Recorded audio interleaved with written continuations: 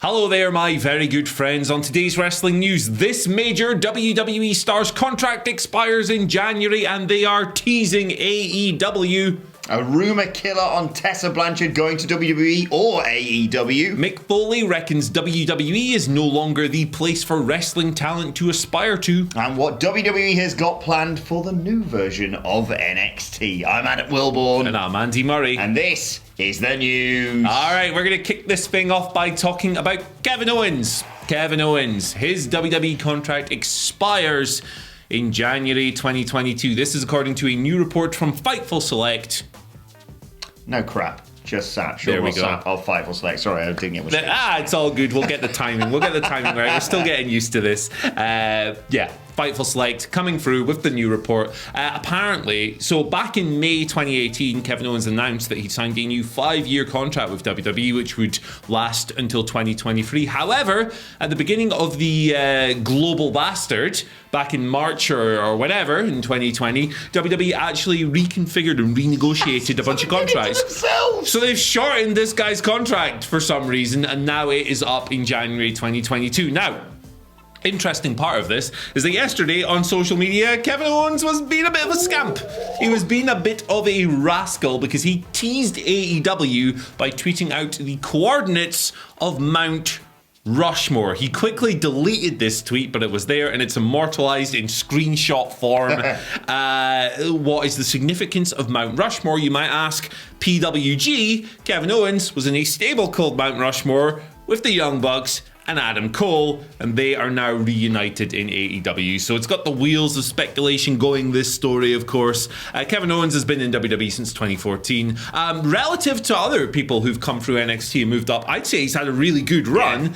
But hey, it's exciting this, isn't it? Yeah, we should caveat this story with Kevin Owens is a scamp. He's a rascal, isn't he? He loves doing this sort of thing. But, like you said, the facts are there. WWE inexplicably went, let's shorten that up in terms of his contract. Cut a year off this.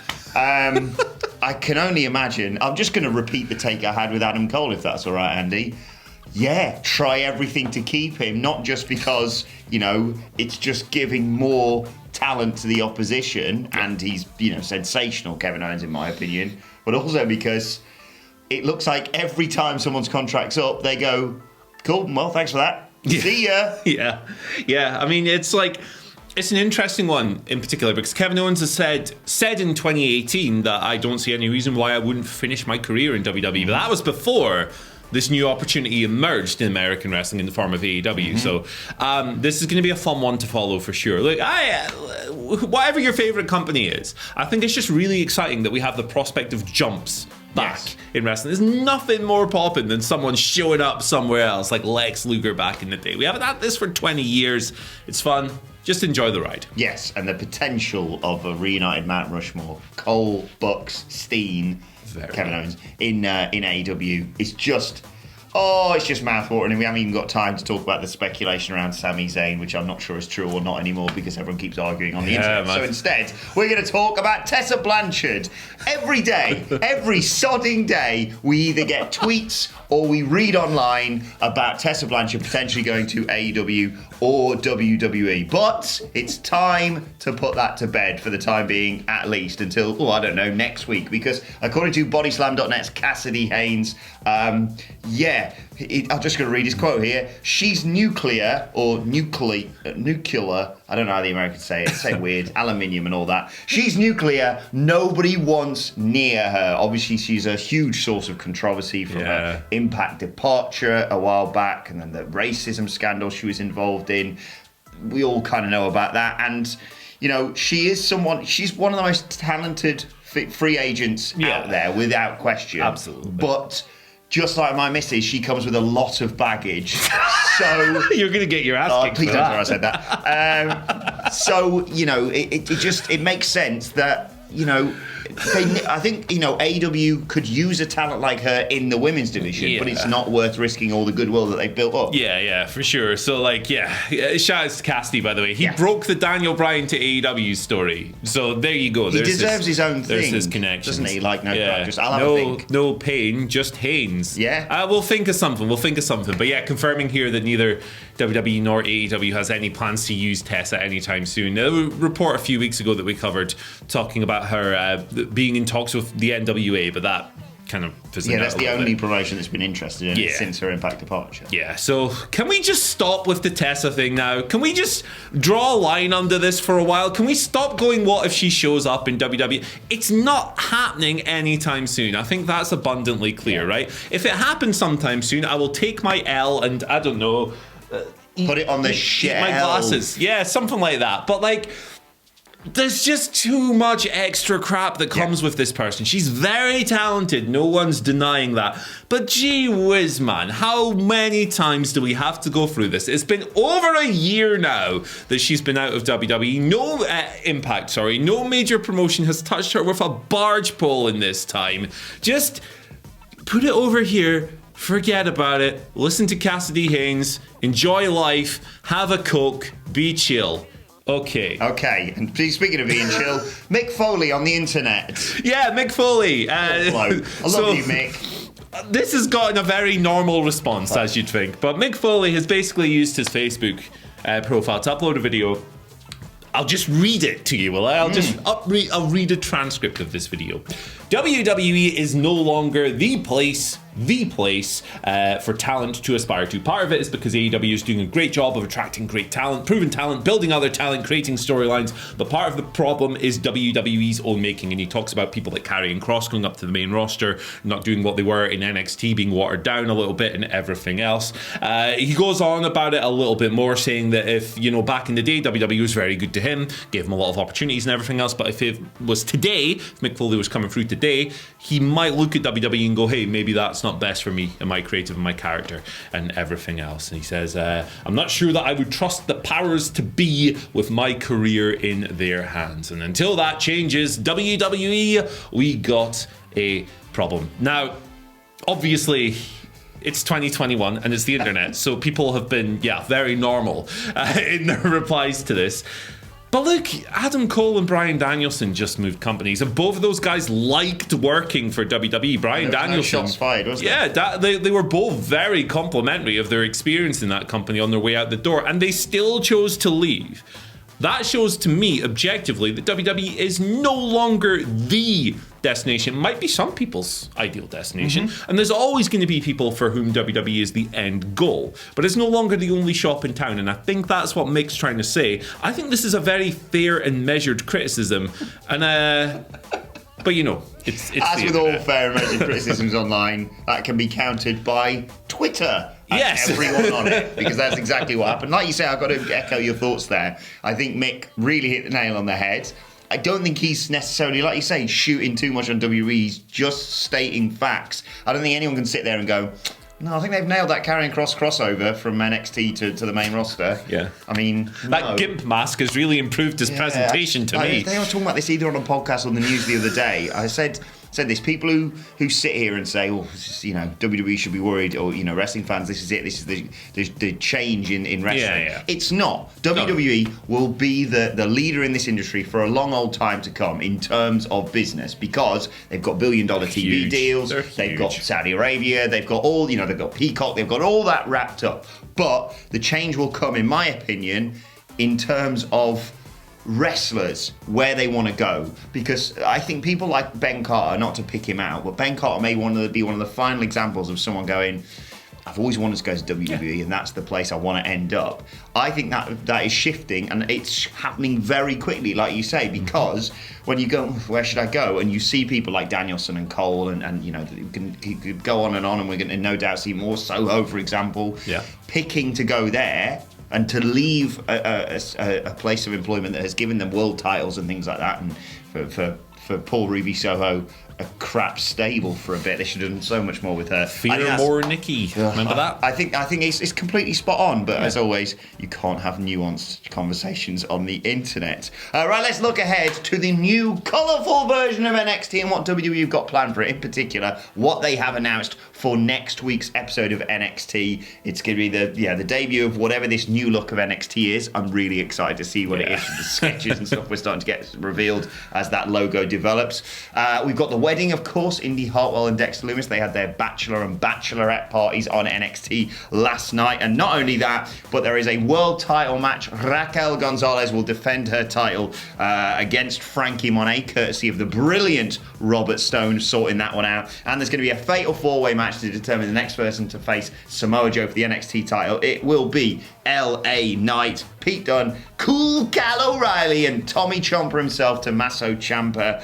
I'm really looking forward to next week's NXT, more so than I have in quite some time. Curiosity is very, very high indeed. I have no idea what this new thing is going to look like, but I am earnestly looking forward to seeing what they do. I don't like the Capital Wrestling Center's current presentation. I find it a bit dark, a bit dingy, a bit like skulls and metal and noise. Me Ying flipping her hair about. Yeah, it's a difficult viewing experience for me personally. The refresh is welcome. All I want from the new NXT is more Creed brothers, because those guys absolutely rule. Legends. Like an empty tracksuit, in the words of one Adam Nicholas. Right, let's move on to your Twitter questions at WhatCulture WWE. Of course, we want to get into touch with us. First question today comes from regular contributor Jake, who says, that a company that does not book many rematches, would you have Eddie Kingston have a rematch with Miro at AEW Grand Slam, or would you have another wrestler be the one to finally defeat Miro? Yep, I think it writes itself. With the finish they did at All Out with the low blow while the referee was checking on the turnbuckle, it makes perfect sense. It's an opportunity to use a booking technique that they don't often use, the rematch stuff and everything else. And also, it's Eddie Kingston in New York. The pop is going to be... Wrestling's not complicated. Do it, it'll be great. Yeah, absolutely. We talked about this so much on and off air. It's really easy. Redeem these nuts. The storyline was wonderfully portrayed at All Out. And... you know, for a company, again, that doesn't do many screwy finishes, I thought for a screwy finish, it was great. Pretty well done, because tonight on Dynamite, he's going to come out and go, right, let's have this out, sort of thing. Yeah, he's going to wear a cup as well going forward. Because he's not an idiot. Like AJ Styles in that Shinsuke Nakamura feud. 6 months, you didn't think to wear a cup once. Unbelievable. Oh, man. Right, second question today comes from Rahul V. Krishnan, who says, with WWE stars like The Rock, John Cena, Batista, etc., no mention of Triple H there, being successful on the Hollywood stage, who do you think will be the first superstar from AEW to make the jump to Hollywood and make it big there? Ricky Starks. Yo, look at Ricky Starks. Look at Ricky Starks. He's so smooth, he's so confident, he's so charismatic, he's so good looking, that guy. Next James Bond? Next James Bond. Book it, Vince. Who makes James Bond? Ian Fleming? Judi Dench. Judi Dench. So, yeah, book it, Judy.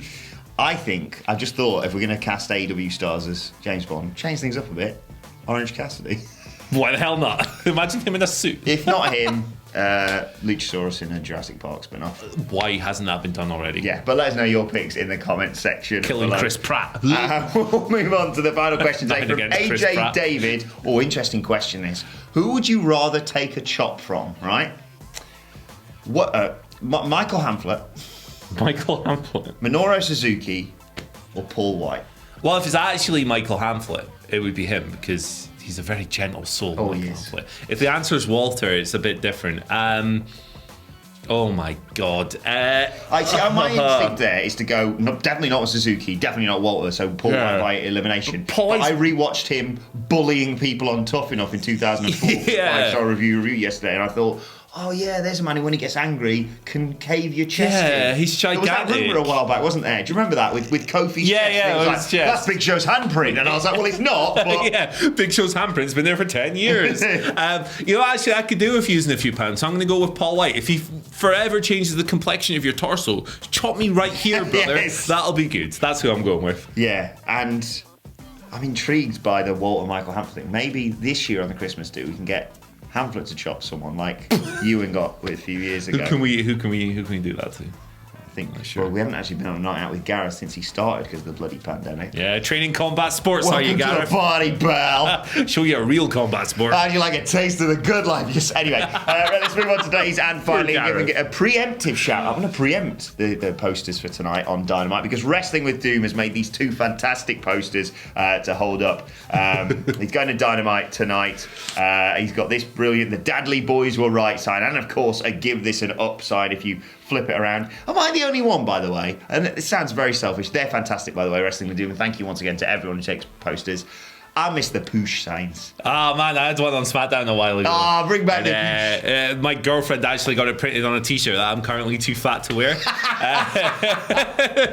Yeah, it's good stuff. Like literally the CM Punk debut episode of Rampage, I think within like 10 seconds I saw a Dudley Boy sign. Yeah. It's like, I mean, you're massaging Sidgwick's ego, which hardly needs doing. But you know, it makes Hamflett feel good about himself. Also, if there ever was a time for a poster of mine, was All Out the best pay-per-view ever? Would be brilliant. If you're going to Dynamite tonight, I'd love to see that. But yes, thank you to Wrestling With Dude. We will shout you out, by the way. It's honestly, it's ridiculous to see that. Yeah, it's like every week at this stage, isn't it? It's mental. It's mental. We're just a bunch of idiots who make wrestling videos and put them on the internet. Surreal. But yes, thank you for that, and thank you to everyone who takes sides to shows. It's always a very much a boy popper in the office when we see them. But let us know your thoughts on that and all today's news stories in the comment section below. Don't forget to like, share, and subscribe. And subscribe to What Culture Wrestling on either iTunes, Spotify, wherever you get your podcast from, for daily wrestling podcasts. Got the NXT review later on today. And you know, Andy, a lot of people have been saying, when are we going to get to the Dudley Boys talk about All Out? Maybe today's that day. Maybe. We got the AEW Dynamite preview, and these boys have got a lot to get off their chest. So subscribe to What Culture Wrestling for that. Plus, you can let us know your thoughts and Twitter questions on Twitter at WhatCultureWWE. Or actually, follow both of us. You can follow him at Tanzi H. Murray. The H stands for, hey, listen, if we're talking about signs, give a shout out to our friend and former colleague Bees, who at All Out had a very visible sign reading "Ban James Corden." Respect. 100. That more behind that than the "Give This an Up" signs. Absolutely. I hate James Corden. Follow me on Twitter at Adam Wilborn for tonight updates on the boys going for teppanyaki. Oh, it's happening. You can follow us all at What Culture WWE. Just doing the crazy frog. It's what we do. It's a thing we do now. It's a thing now. It's a thing. Ring-a-ding-ding-ding-ding. What year was it? Axel F. There we go. Yeah. Where was I? Who cares? Beverly Hills. Let us know your thoughts. Thanks for watching, and we will see you soon. Ring-a-ding-ding-ding-ding.